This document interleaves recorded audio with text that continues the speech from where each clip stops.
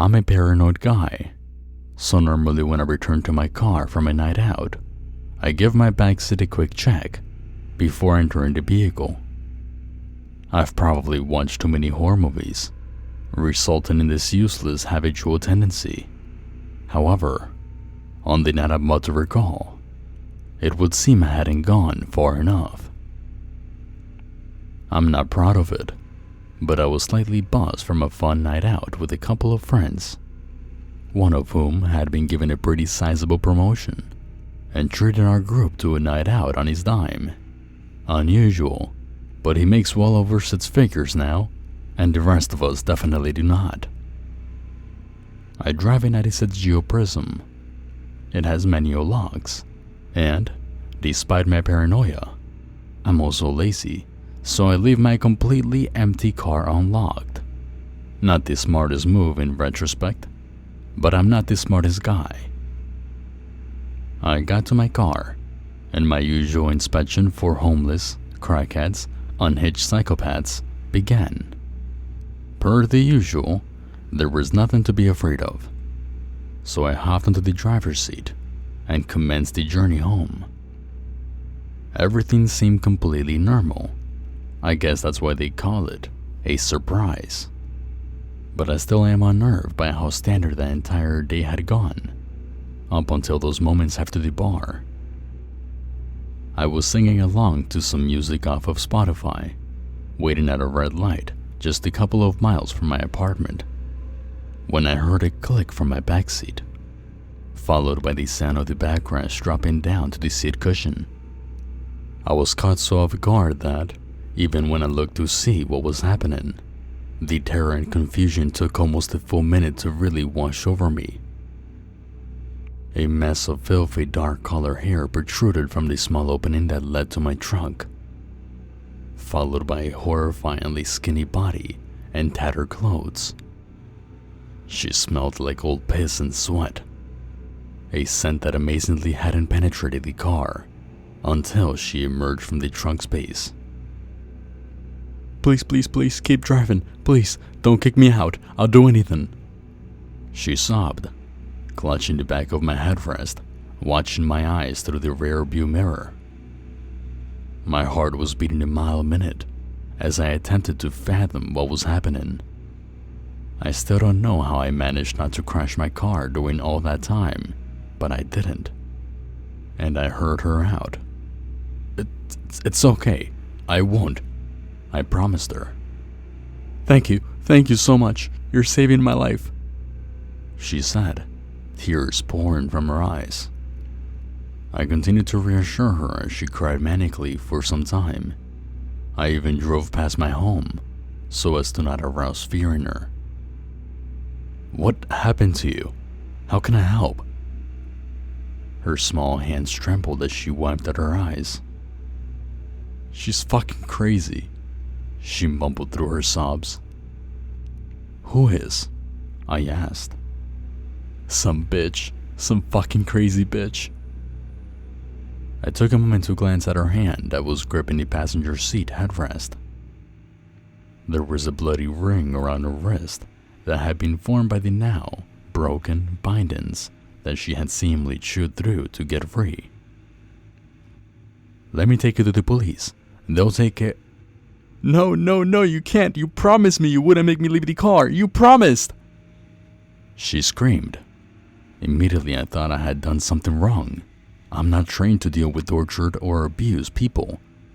I could have been making her PTSD worse as far as I was aware. "Okay, I promise. We'll just keep going." She laid down on her side in the back seat after closing the entrance to the trunk again. "She made me do terrible things. I don't do things like that," she whimpered, staring emotionlessly at the dirty fabric of my car as orange streetlights passed overhead. "I'm sorry," I said, at a loss for words. "She let strange men fuck me. I'm a Christian girl. I was a virgin before she took me. Who does that?" "That's horrible. You didn't deserve what happened to you," I said sympathetically. "She broke me, I'll never be the same. Even worse, I can't get her damn face out of my mind.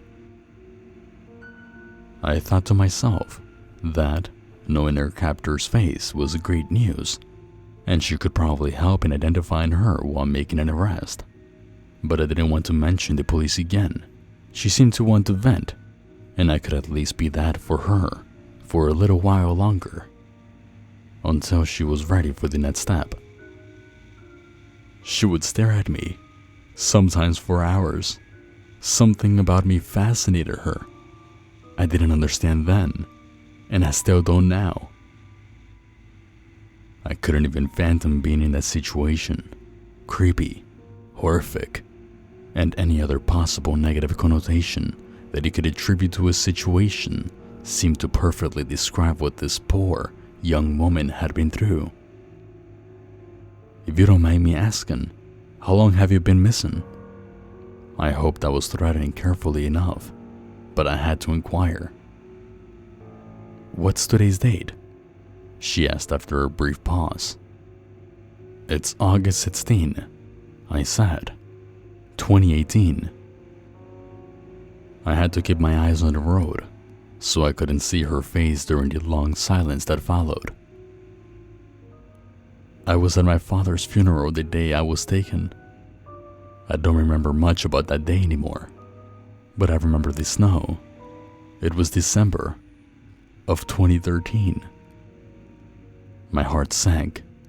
She had been missing for almost 5 years, and kidnapped on the day she buried her father of all days. You're safe now, okay? What happened to you was deplorable, but you will get through this. Do you understand?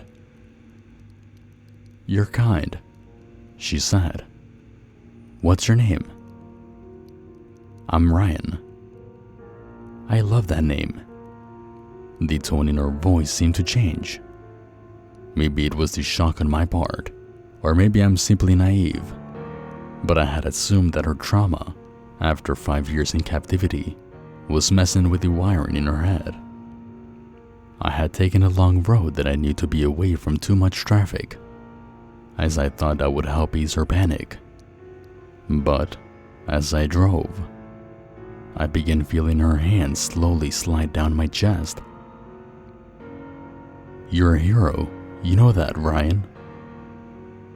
I'm just trying to help. She pulled her hands away again and began speaking normally. I'm sorry. I don't know what... You're fine. You've been through a lot. I consoled her. It's just, my father wasn't good to me. When I think about him, I just kinda lose it.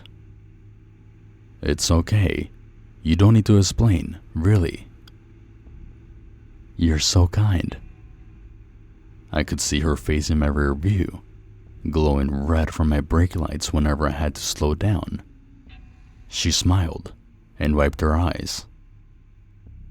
Do you live alone? She asked. I hesitated before deciding to reply. Yeah, I do. No girlfriend? She asked, sounding coy. Not at the moment, no. I caught a quick glimpse of a filthy grin in my mirror before looking back toward my dash. I was almost on E and needed to stop somewhere soon. We're getting low on gas. Are you okay with me stopping? She was quiet again, but more so than before. Are you alright? I asked, unable to see her in the mirror. I tried to turn my head and peek behind myself. Don't stop driving! Not yet, please! She began flailing herself around awkwardly in the seat, almost like a child throwing a tantrum. You promised! You promised me! I could suddenly smell fresh urine as she was writhing around. Please, calm down. I'm not gonna do anything without your permission, I swear. She began to relax and came to a standstill as she tried catching her breath. I'm so sorry. This is so embarrassing. She cried as she shifted seats to get away from the puddle she had made. It's alright. Don't worry about it. I said. I'm not going to stop, but soon we'll be out of fuel and I need to know what you'd like me to do. Pull over. Her voice was suddenly confident and demanding. There's nothing around us. I heard something clicking before I felt her hands on my shoulder again. Pull the fuck over. The blade of a box cutter met my neck as I slowed to a park on the side of a dirt road, surrounded by nothing but trees. I raised my hands above my head and looked into the mirror. I could see her staring at her reflection with a wild glare in her eyes as she spoke out aloud. I found you. Her eyes shifted to me and she barked, Get out. Panicking, I fiddled with the handle and stumbled out onto the dark road. She climbed over the center console and into the front seat, slamming the car door. I was in shock again. I stood near the edge of the road, staring at her gaunt face that was poorly illuminated by the above headlights. She was laughing and swearing incoherently, followed by the hysterical crying. As she turned the vehicle around, she stared at me with desperation. Please don't let her, she screamed as the car sped away, kicking rocks in my direction. I found my way home eventually. My car was found later the next day by police in a nearby city. She drove it until it was out of fuel, before abandoning it in a parking lot of a strip mall. It was awkward attempting to describe why my car reeked of piss, and how an extremely skinny and abused psychotic woman crawled out of my trunk before stealing my car. The police took down my description, however, and sent me on my way. Despite the insanity, I don't have any contempt for her. I truly believe that, wherever she is, there is a lost and tortured girl inside of her, desperate to escape her abuser and hoping for a happy ending. If you're still out there, I hope you find it.